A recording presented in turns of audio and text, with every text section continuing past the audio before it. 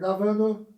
Olá, estamos de volta nas aulas gravadas do Master Practitioner e hoje nós vamos falar sobre crenças e valores, visão geral de crenças e valores e algumas outras pequenas características de crença. Também nós vamos falar de crença o Master inteiro, então, redundante falar crenças. Mas hoje vamos falar mais um pouco sobre elas, completando um pouco o processo de curva de Bandura que nós falamos na última aula. Bom, crenças são generalizações acerca de relação entre coisa e evento. Entre uma coisa e um evento. Por exemplo, esse lápis. Esse lápis, eu acredito que esse lápis ele foi feito para escrever. E qual é o evento que essa coisa que é o lápis tem? Escrever. Qual é o evento que esta coisa que está na ponta do lápis aqui, que é uma borracha, produz? Isso aqui é uma coisa. O evento é apagar, é uma ação. Por exemplo, vocês podem assistir um filme, aquele filme, O Protetor é legal para você ver isso.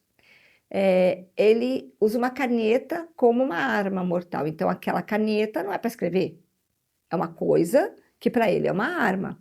Então, a coisa, efetivamente, de acordo com a pessoa, ela está relacionada a um evento distinto, ok?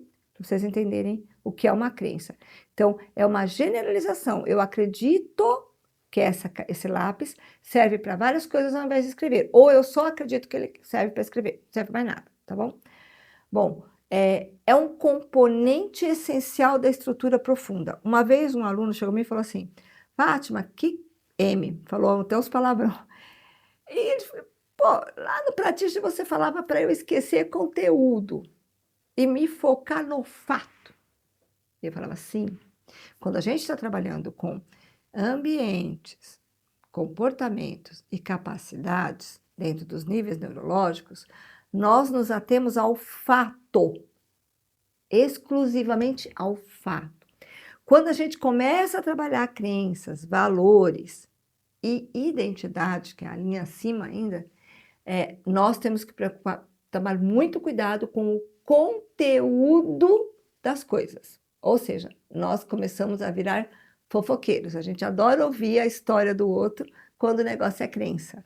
Quando a situação é um gerador de um comportamento, verificação de um comportamento, algo relacionado a uma capacidade, a gente vai para o fato. Esquece todo o conteúdo por trás do fato. Agora, quando nós estamos mexendo com crenças, a gente tem que focar no conteúdo. É por isso que eu falo que aqui a crença é um componente essencial da estrutura profunda dos nossos comportamentos. Lembra? Falamos de metaprograma e metamodelo de linguagem 3, tá?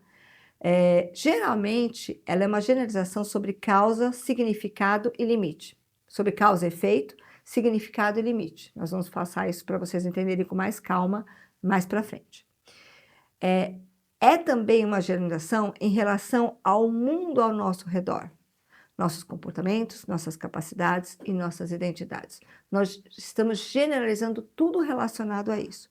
Eu tenho uma indicação de um livro para vocês, quem não leu, eu indico, leia A Biologia da Crença, do Bruce H. Lipton. A história desse livro é muito legal, porque ele é um médico que ele começou a fazer pesquisas para provar que crença era uma besteira. E, no fim, o livro dele prova que crença é até mesmo um processo biológico, tá? Então, ele acabou saindo pela culatra, toda a pesquisa dele, ele acabou lançando um livro que comprova que crença pode ser relacionada até à nossa biologia, ok? Então, vamos lá. Leia, tá? Poder das Crenças. É uma leitura, para mim, obrigatória. A Biologia da Crença. Não é um livro tão fácil de ser lido, mas para o nosso nível de Master Practitioner, ele é excelente para ser lido. E eu faria um esforço, eu no lugar de vocês, faria um esforço de ler antes da imersão de novembro, tá? Então, faz aí um esforcinho, tá? Leia algumas páginas por dia. É uma leitura gostosa para a gente que faz com crença, né? Para falar de crenças. É uma leitura gostosa, tá? E a gente começa a entender muito como é que funciona modelo interno de mundo, tá? Bom, poder das crenças. Bom, as crenças, para crenças, não há fatos. Não tem essa. Não existe um fato. Eu acredito em alguma coisa e por mais que exista um fato que negue aquilo que eu acredito, para mim aquilo não faz diferença alguma. Eu acredito, acabou. Manga com leite mata, manga com leite mata, mesmo que eu comprove que eu tomo, que aquele cara ali está tomando suco de manga com leite, vitamina com leite, que eu estou comendo, sei lá, queijo brie com leite, com manga, ou sei lá o que, qualquer coisa, prove, a pessoa está comendo na minha frente, para mim, mata. E eu estou até com medo que a pessoa morra aqui na minha frente, tá? Então, não há fato que ressignifique uma crença. Isso é muito importante, aprendam. Não há fato não que ressignifique uma crença. Não existe nada racional na crença. Nosso cérebro não trabalha dessa forma. A crença ela está enraizada de uma forma que a gente não tem o que mudar ela. Tá? Para mudar uma crença, você não bate de frente. Tá? Você tem que comer pelas beirolas, comer pelo lado, e mudando o significado dela aos poucos. Geralmente, nós não temos consciência da existência nem da crença e nem do impacto dela na nossa vida. Tá? Nós não temos uma consciência das nossas crenças. Porque quando nós temos uma consciência de que acreditamos em alguma coisa, e isso é consciente, ele passa um nível neurológico diferente. Ele já vai para a área de comportamento. A crença, ela não é consciente, tá? E nós não temos nenhuma consciência também do impacto que ela provoca na nossa vida. Controlam a nossa vida. Simples assim, as nossas crenças controlam a nossa vida. Se eu acredito que eu não sou capaz, eu não sou capaz. Se eu acredito que eu sou capaz, eu sou capaz. E assim vai. Podemos reestruturar, reaprender ou mudar crenças limitantes e imprimir, lembra do imprinting? É aí que vem a história agora, por isso que agora no Master a gente vai falar, de vez de mudança de história pessoal, nós vamos falar em reimprinting, reimprimir ou imprimir novas crenças em cima de outras crenças, tá? Bom, primeiro uma coisa muito importante que vocês vão aprender, você nunca desvalora ou tira a valorização de uma crença. Você valora tudo que ela te trouxe de bom e você pode até arquivá-la, guardá-la de uma forma honrosa e criar novas crenças ou substituí-la, mas nunca você joga lá fora como se ela fosse lixo. Tem que ter a valorização, tá? A PNL permite mapear e administrar as crenças de uma forma ecológica e saudável, ok? Bom, crenças limitantes. Nós temos 3 áreas de crenças limitantes que podem exercer um alto grau de influência no que diz respeito à nossa saúde mental e física. E em todas as saúdes, na física, emocional, mental, relacional, familiar, financeira, ecológica, profissional e intelectual. Né?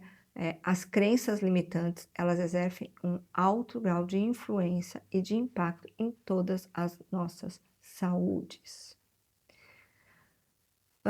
Bom, existem crenças relacionadas à impossibilidade, ok?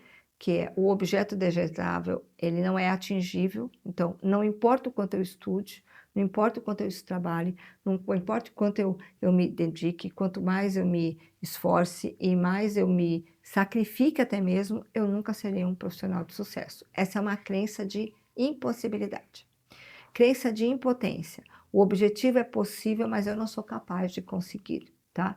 Então, eu nunca sou bom o suficiente para liderar uma equipe, por exemplo. Eu nunca sou bom o suficiente para fazer uma palestra impactante. Eu não sou bom o suficiente para desenvolver uma apresentação de slides que seja criativa. Sei lá, eu não sou bom o suficiente. E uma crença de falta de valor ou desvalia, de não merecimento. Eu não mereço ser feliz, ou eu não mereço ser saudável, eu não mereço ser rico, eu não mereço ter sucesso, e assim vai. Então, nós temos 3 tipos de crenças limitantes: impossibilidade, impotência e falta de valor e valia. Ok? Bom, existem crenças favorecedoras também. Então, ser feliz e ter sucesso. Precisa transformar e ressignificar crenças limitantes em crenças favorecedoras. Ou reforçar crenças favorecedoras, ok? Qual que são crenças favorecedoras? São aquelas que envolvem esperança para o futuro, senso de capacidade e responsabilidade, sentimento de autoconfiança, sentimento de fazer parte e assim por diante. Então, as crenças favorecedoras são aquelas que nos fazem, que nos motivam, que nos incentivam a ser mais, a ter mais, a conseguir mais, a poder mais. Ok? Já existem. Por que é difícil lidar com crença? Como eu disse, elas são inconscientes, elas estão escondidas e nós temos que procurar todo o conteúdo ao redor do fato, porque para a crença não há fato. Então eu esqueço o fato e vou no conteúdo, porque não tem um fato de uma crença. Então existem algumas coisas que o nosso sistema faz para impedir que nós tenhamos consciência das nossas crenças limitantes ou até mesmo as favorecedoras, e o impacto que ela provoca nas nossas saúdes. Quais são esses, diria assim, caminhos escondidos ou restrições que o nosso sistema coloca para que a gente não descubra quais são essas crenças, traga elas para o consciente? O primeiro é a cortina de fumaça. Então, a gente chama de smoke screen em inglês, tá? Falando isso porque se vocês forem ler, por exemplo, alguma coisa sobre crença, a maioria que vocês vão achar vai ser em inglês, tá? Então, é muito importante que a gente também dê o nome das coisas em inglês, tá? Então, smoke screen é uma proteção para que você... Opa! Uma proteção para que... Ela ficou escura, desculpa, gente. É uma proteção para não entrar em contato com sentimentos negativos. Então, o sistema não me permite ter consciência daquela crença, porque esta consciência vai me trazer sentimentos que não são bons, são dolorosos, tá? Pista falsa. A gente fala de red herring. É uma pista enganosa. Isso aqui pega muito terapeuta, sabe? Você acha que você descobriu que a pessoa achou o fio da meada que vai ajudar a pessoa e vai trabalhar nisso e no fim, ó, não resolve nada, tá? Estou com um cliente aqui que, assim, a última vez que a gente fez um evento aqui, a gente fez até uma dinâmica de crenças, chegou no momento, no final, que ele deveria estar com uma crença favorecedora, ele trouxe novamente a crença limitante, só que ele tinha consciência da crença limitante. Aí eu fiz um trabalho de mudança de saúde, né, uma técnica de mudança de saúde, com ele para ajudar ele a trabalhar esse processo de que ele não conseguiria viver, ele não teria saúde suficiente para viver sem essa crença limitante, tá? Então é uma pista falsa que eu acabei descobrindo no final e a gente fez ali uma mudança de percurso para melhorar essa situação para ele. E há pouco tempo mesmo atrás, uma pessoa me disse que ele mesmo começou a expressar que ele tem hoje consciência dessa crença e dos impactos que isso traz na vida dele. Ainda não mudou, mas como ele tem consciência, toda vez que ele está atuando através de um comportamento para reforçar os resultados dessa crença, ele percebe e para. Então, isso já é um grande começo, tá? Peixe nos sonhos, fish in the dreams.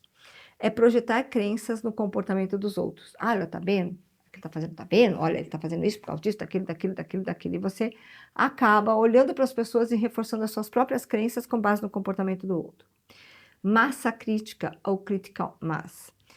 Eu falo que esse é o polvo das crenças. A gente está mexendo com a crença lembra de um polvo aqui? Tem um monte de tentáculo. A gente mexe aqui, mexe aqui, mexe aqui, mexe aqui, mexe aqui. Aí acaba de mexer esses dois aqui já está de novo fixando o polvo aqui e o polvo não cai. Até que você acha aquela critical mass, que é aquela crença que está segurando, e o polvo cai inteirinho. É um sistema de crença, já não é mais uma crença única. Ela tem um sistema de crenças que juntos trabalham, e geralmente é limitante, para limitar a pessoa, tá? Então, são múltiplas crenças dentro de um único sistema de crenças que impossibilita a mudança. E aí a gente tem que mudar crença por crença ou encontrar qual é a crença base que gerou tudo aquilo para mudar. E é uma das maiores dificuldades para trabalhar com crenças limitantes, tá? Bom, vamos começar a falar sobre o smoke screen, que é a cortina de fumaça. Geralmente, ela está associada a algo doloroso. Então, o sistema não deixa a gente conhecer porque está doendo e vai doer muito se isso vier para a consciência. Então, o sistema vem protegendo. Lembra, a nossa mente só tem uma função, nos proteger. Então, vai doer, vai machucar, então eu não deixo entrar. Geralmente precisa ter algo de um impacto forte para quebrar uma cortina de fumaça. Muitas vezes a gente faz alguns treinamentos do Master, vocês vão saber, principalmente na imersão, algumas dinâmicas elas têm impacto forte. Algumas dinâmicas são fortes.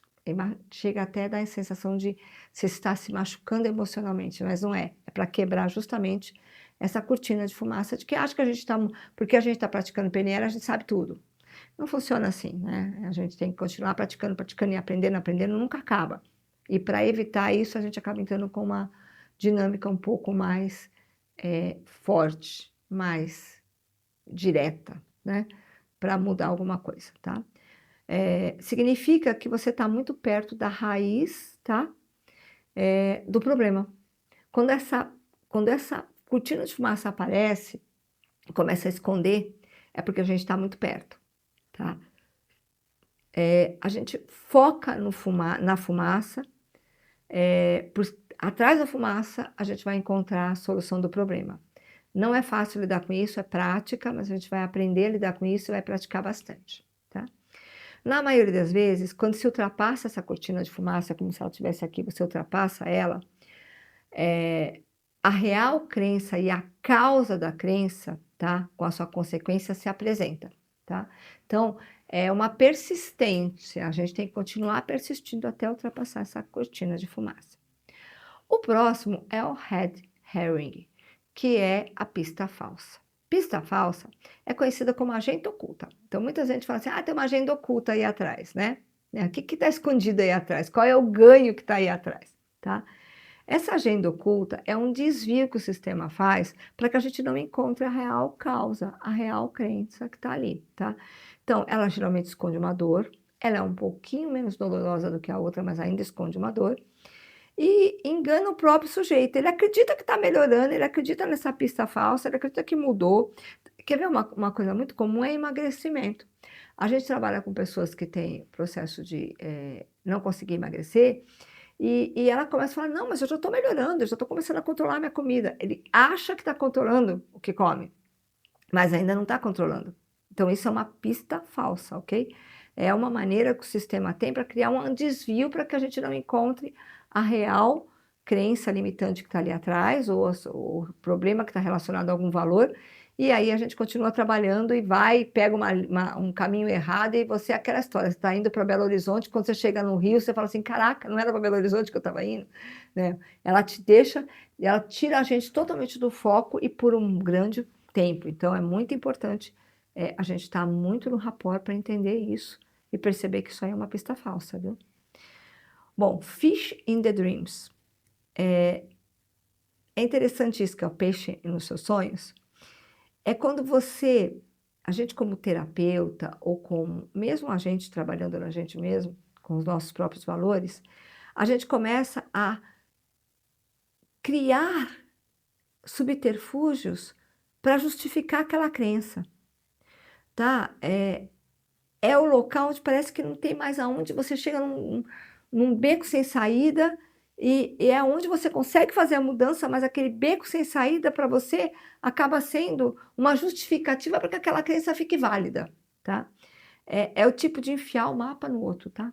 Esse clássico enfiar o mapa no outro. Quando a gente está fazendo como terapeuta ou como consultor de alguém, nessa hora a gente acha que a gente já sabe e pronto. Aí a gente enfia o nosso peixe no sonho do outro e acha que mudou a crença do outro, acha que mudou o outro, mas não. É para que nós acreditemos que algo está mudando para nosso próprio valor, para nossa própria valorização, ok? Critical Mass. Aí tem uma história aqui do Fish in the Dreams, quer ver na página, se é que eu estou com aqui no mesmo, ó. Quer ver? Eu vou ler para vocês. Vem de um programa humorístico de rádio onde um comediante representa um psicanalista que tinha uma teoria que a causa de todos os problemas de todas as pessoas estava atribuída a peixe de alguma forma, tá? Ele ficava tão ansioso para provar que a teoria dele era constantemente relacionada que ele sempre criava uma interação com o cliente que acabava justificando que tinha um peixe na história. Por isso que o problema dele era peixe, tá? Então ele falou assim: você teve algum sonho noite passada? Ah, eu não me lembro muito bem. Tá, pense um pouco. Você deve ter tido um sonho. Naturalmente, o paciente já começa a pensar assim, né? A pessoa é cooperativa, ela está pagando, está ali, né? É, ele vai tentar, de alguma forma, acompanhar aquele psicanalista ou médico. Ele fala: olha, se isso vai me ajudar a ficar bom, sim, eu estava sonhando, sonhei sim, tá? Havia um peixe no sonho, né? Ele falou assim: eu penso que não, não me recordo de ter nenhum peixe. Bom, o que você estava fazendo? Ah, eu estava caminhando na calçada. Havia alguma poça de água na passada? Não, não sei. Poderia existir uma poça? Não poderia? Ah, sim, suponho que sim, poderia ter uma poça de água na calçada, tá? Havia algum peixe naquela poça? Olha, eu não me lembro de nenhum peixe na porra. Mas olha, suponho que pudesse existir um restaurante na rua. Sim, restaurante na rua. Eles estavam servindo peixe? Olha, eu creio que realmente eles possam estar servindo peixe. Tá vendo? Tá vendo? Não falei? O peixe reporta, o paciente ou o sujeito reporta que tinha um sonho e nesse sonho tinha um peixe. Isso confirma a minha teoria, surpreendentemente, que sempre tem um peixe nos sonhos da pessoa e que a maioria dos problemas das pessoas está relacionada a sonhos com peixes. Olha só. Era uma pista falsa, mas foi uma maneira do terapeuta, aqui nesse caso, uma brincadeira, enfiar uns peixes no sonho da pessoa, tá? É brincadeira, mas acontece, viu, gente? Muito, viu? Nas melhores famílias. O próximo é a crítica, massa crítica, tá? É a gota que transborda o balde. É o fio da meada que puxa todo o novelho. Geralmente, há mais de uma crença limitante. Para resolver o espaço-problema, é necessário ir ressignificando e reconstruindo todo o sistema até achar essa crença limitante, que é a massa crítica que está ali para a gente resolver. A crença massa crítica, ela tem a solução, mas na verdade ela é a última crença que a gente está mexendo, tá? Muitas vezes a gente dá sorte de encontrar essa crença e fazer a virada. Mas na grande maioria das vezes a gente tem que fazer que nem Jack o Estripador, por parte, vai uma de cada vez, tá bom? Bom, crenças limitantes, tá? Problemas para identificação de crenças limitantes. A gente tem um procedimento para instalar uma crença limitante e um procedimento para entender essa crença limitante instalada, tá? Quando você tem um impasse que você não consegue identificar uma crença, quais são as frases que demonstram essa frustração? Que a pessoa não está conseguindo, tá? Assim, nossa, isso parece louco, mas eu não consigo pensar nisso. Isso parece louco, mas toda vez acontece. Não faz sentido algum, mas tem aí. Olha, não consigo compreender. Ou algo relacionado a isso. Essas frases são frases que a gente começa a repetir constantemente para nós mesmos. Olha, isso parece louco, mas isso não faz nenhum sentido, mas eu simplesmente não se parece comigo, eu não compreendo, eu simplesmente não posso. Logicamente, eu sei que isso não é verdade, mas no meu caso parece ser verdade, tá? Essas frases que vêm no processo de crença mostra para a gente que a pessoa está tendo ali um impasse para lidar com uma crença entre ela mesma, tá?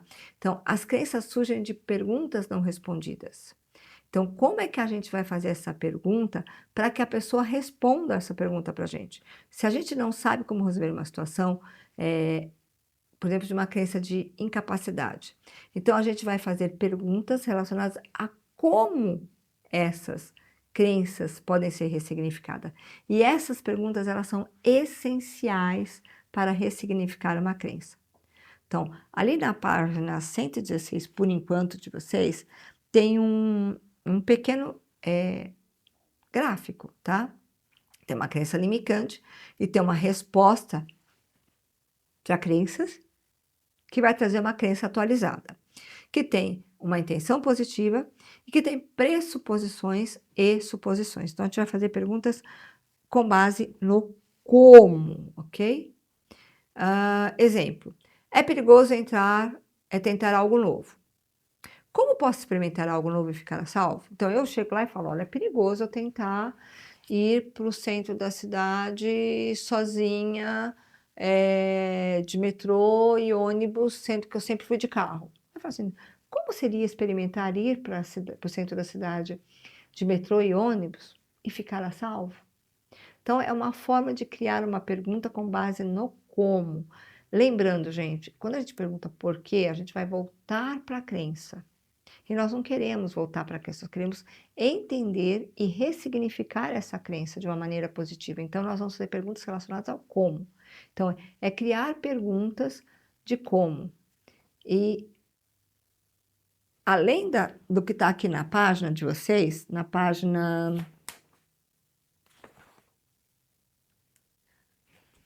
Nós vamos fazer esse exercício no presencial, mas eu vou dar a lição de casa para vocês. Façam aí, tá?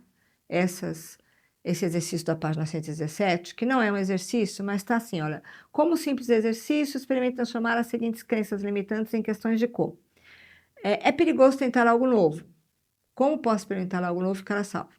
Se eu conseguir o que quero agora, algo ruim poderá acontecer mais tarde. Faça 3 perguntas de como, tá? Para ressignificar isso. Eu não sou criativo o suficiente para ser bem-sucedido. Faça mais 3 perguntas com como.